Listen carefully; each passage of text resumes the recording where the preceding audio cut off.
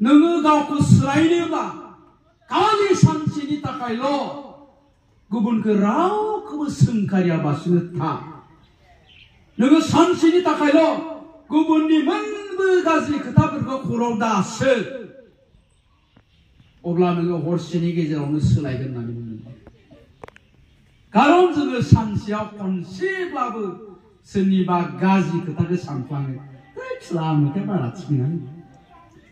सानसेब्लाबो जोङो बांसिन जोंनि हिनजावफ्रा दै बै गथ' दोननो फैनानै जमा जानानै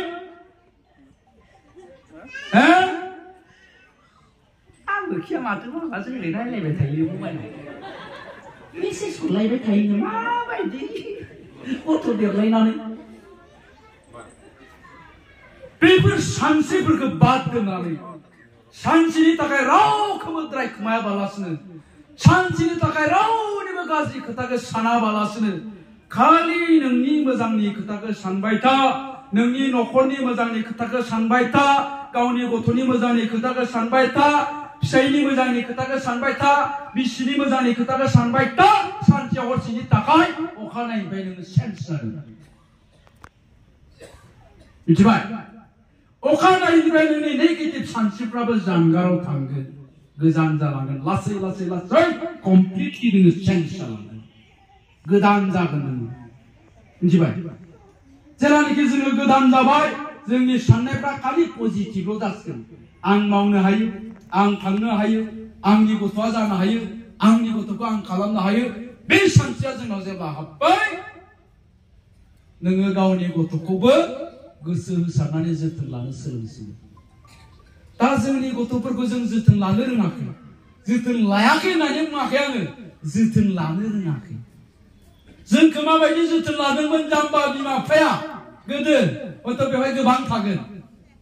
सान हाबनायनि सिगां सिगां, फरायनाय टाइमनि सिगां सिगां जों जुदि न'आव मोनहैयामोनब्ला जोंनिया बिमाया लावथि गंसे लानानै गामियाव न'खर न'खर सोंहैयोमोन। लोगोफोर थानायफ्राव सोरहानि न'खराव लोगो दं, आमोखा फैदोंमोन नामा? नोंसोराव आमोखा फैदों नामा? नोंसोराव आमोखा फैदों नामा? बोरैबा जों थाफ्लांनायाव ग्राब हाबफैबाथाय न' सिंनिफ्राय थमब्लेट बालुनि होखायोमोन जों खारनाया। खारै खारै खारै न' सिङाव थोब आथिं आखाइ सुबाय,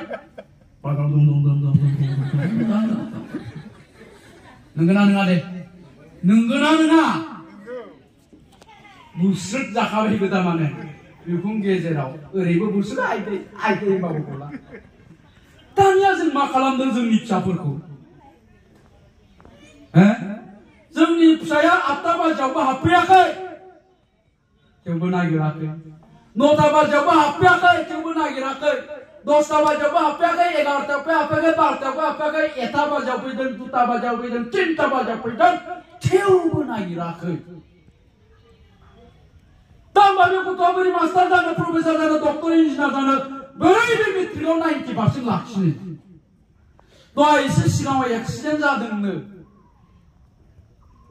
सासे मोनलाला गथ' खिबुनाव खालाय खानाय गोलाव दंदेरो, खिबुनाव गाखोनाया खानाया गोलाव आरोखि। लामाजों थाबायना सासे हिनजावखौ सौग्रावदोंनो एक्सिडेन्ट जानानै। दा हस्पिटालाइज जाबाय, हमनानै मोनबाय बबे जायगानि। मानसिफ्राथ' सानदोंमोन बे खाथि खालानि जागोन, बे बाङिपारानि जागोन, बे नङा होमबा? बहानि? माबानो खालायगावनि, खालायगावनिफ्राय हिनजाव सासे खिबुनाव थिखांनानै मालायनि बाइक मोनबाय नालाय, हिनजावाबो मा होनबाय गोसोथोनाया, दे नोंहा गावहा निजा बायनो हाखायानो, मालायनिबाबो थिखांनांगोन होनबाय खोमा।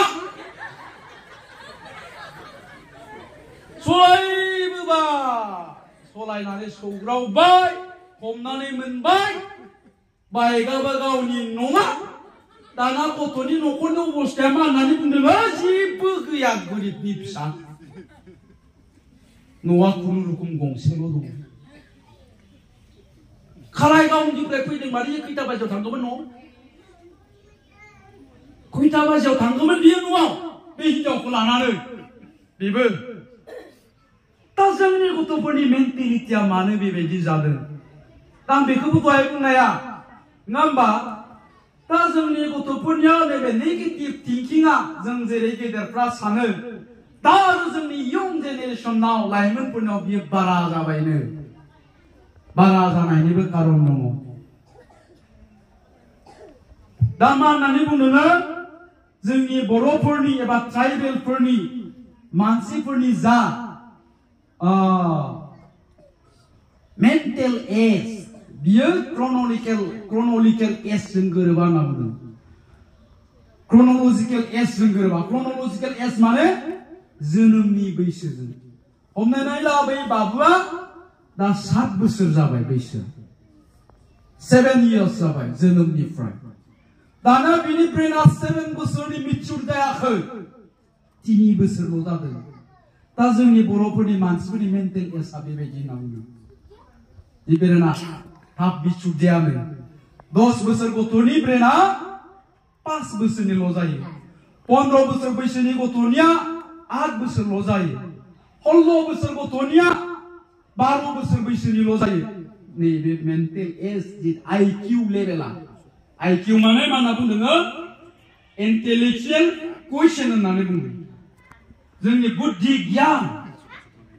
गियाननि जा थोरफो जा लेभेल बे लेभेला जोंनिया बर'फोरनिया बैसोजों गोरोबा हदाय सिङाव थायो दा ओंखायनो जोङो मालाबा 15 बोसोर बैसोनि गथ'जों रायलायोब्लाबो मा साननानै लायो बेनि बिहेभियार बेनि रायलायनाय स्टाइलाव 15 बोसोर जायाखै जा फ्रं मुला बायदि देरनाय हारसाफोरनिया माबायदि बेंगलिफोरनिया माबायदि मबाइलखौ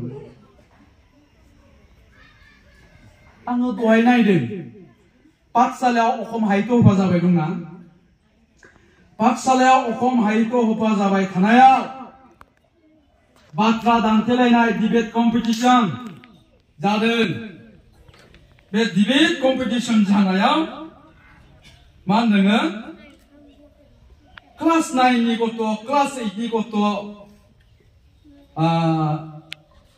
क्लास 4 नि गथ'फ्रा बाहागो लादों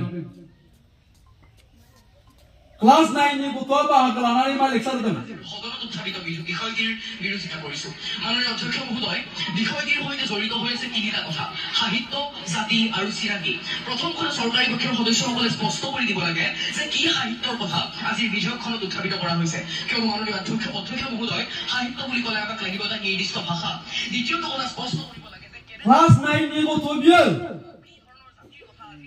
नाथाय बिनि जि आइकिउ लेभेल बियो मानि बियो सासे बीए पास बायदि खोथा बुंबाय दं बियो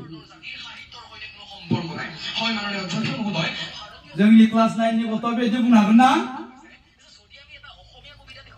हानाय नङा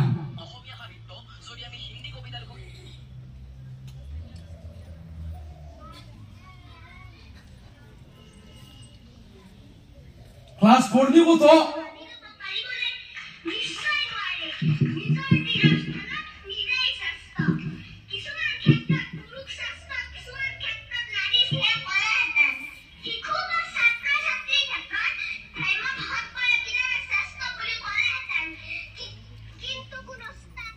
क्लास 4 आव फरायनाय गथ' बियो नाथाय बिनि रायलायनाय बिनि बिहेभियार बिनि बुंनायखौ नुयोब्ला कलेज फरायबाय